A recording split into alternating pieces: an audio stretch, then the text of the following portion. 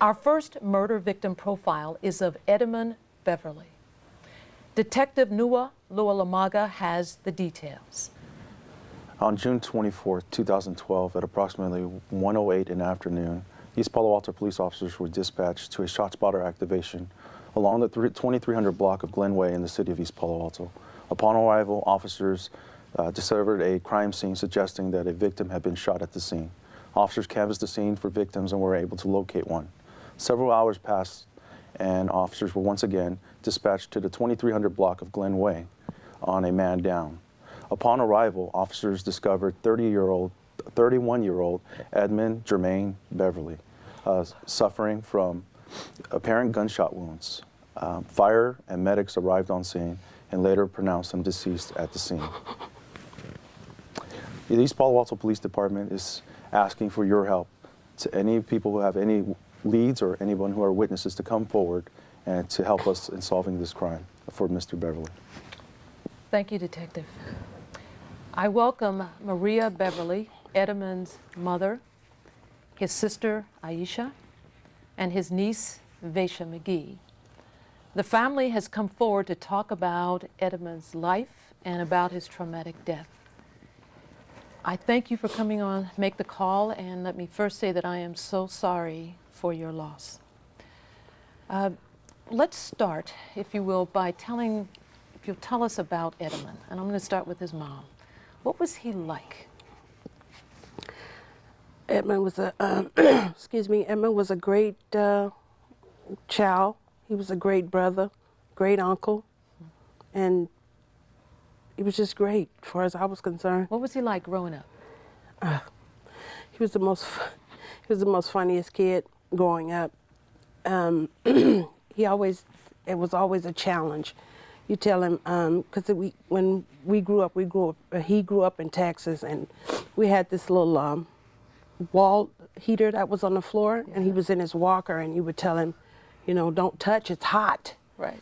And he would, he'd look at you and he'd go, hot? Like, yeah, it's hot. And then he'd touch it. So he had to find out that it was hot by itself. Got it. Yeah. Got it. That's the kind of person Edmund was. So, Ayesha, tell us more about your brother. Oh my gosh, he was loving, caring.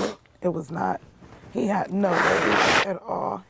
All he did was walk his dog and play with cars. He loved cars. Chevy Camaros was his favorite. Is that right? I see you have a shirt on. Is that a picture of your brother?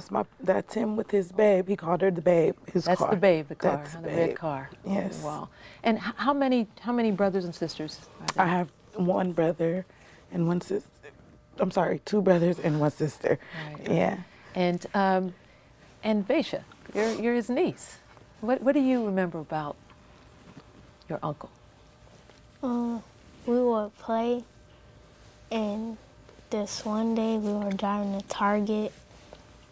He was just making jokes, and we were hearing music, and sometimes like we would be playing, he would squeeze my knees and it would tickle a lot. You love your brother, your uncle? Yeah. Yeah. We also, and I thank you for providing us with this, we have photographs. And because we want our viewers to understand that this was a person who was a very important part of your lives. And as the photos come up, you can see them on the monitor, and perhaps you could then tell us what's happening as we look at each of the photos. So what's there? What's happened there? High school graduation. And what high school? Oh, God. It was, I don't remember. What city was he? It was in Stockton. Stockton, California. Right. He graduated. He's happy. Yeah. Very happy there. Yeah. Let's see what the next photo. And how about that His one? babe Is shirt. that the babe? That's Yeah, the babe. that's That's the- his birthday, actually. It's his 29th birthday. Yeah. Wow. Right.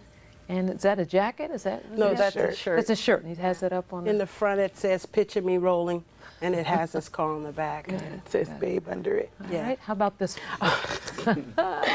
What's happening there? That's his nephew. He had just actually got out of jail, and he was in his nephew's car, actually, and we stayed about 2 or 3 blocks from the store, and he rode that thing all the way to the store. He wrote that little That car. Yeah, thing that to little all the car. way to the And he store. had to walk it back because the battery went dead. Yes. And that one? Him and his girlfriend at the beach. He's a water child. Oh, really? You love Yes, the water? love the water. Me too. Yeah. Yeah. And this one? Him and his dog. That's a nice He was walking today. That's a lovely photo. Wow. And I think we have, see if there's one more photo. I'm not sure if there's one more. Yeah, here we are. Him and his dad. That's him and his dad. Wow. Pop. He had just came from somewhere, and his dad walked in, and they always had cameras, and he goes, "Pops, get in this picture," and that's what happened. Lovely photo. Yeah. So, you know, the questions get a little tougher here, but I want people to know that this has some real serious impact here on this family. How did you find out that your son had been killed? Officer Noah and another detective, I don't quite remember his name, and my pastor now, Pastor Paul Baines, came to my house, and Was it in the evening or morning? What happened? it was in the evening. It was a little after 4 or 4:30, around 4:30. And what happens? There a knock on the door? or Yeah, something? And they knocked on the door, and she answered the door. Ayesha did? Yes, Ayesha answered the door, and And Ayesha, did you know something was wrong right away? Yes? So what happened? They came in the house and I walked off. so you just knew something wasn't Yeah. right. So what happened? How did they? she asked, "Where's my brother?" That's what she said. "Where is my brother? What happened to my brother?" So you just kind of knew, Ayesha, is that right? And then what happened? They asked me to sit down, and I couldn't sit down.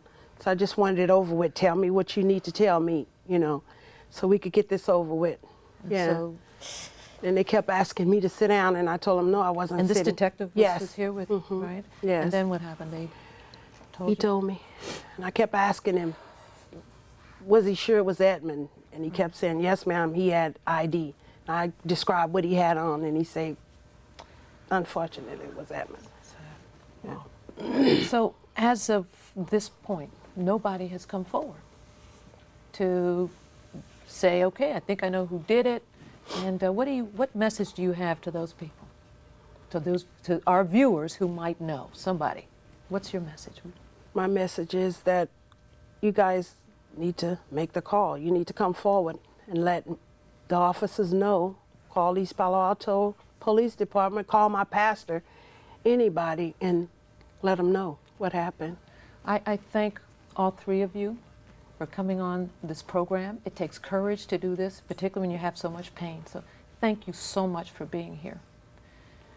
If you have information about the murder of Edmund Beverly, make the call. It's that simple to bring justice and peace to this family. It's 1-888-MURDER-0.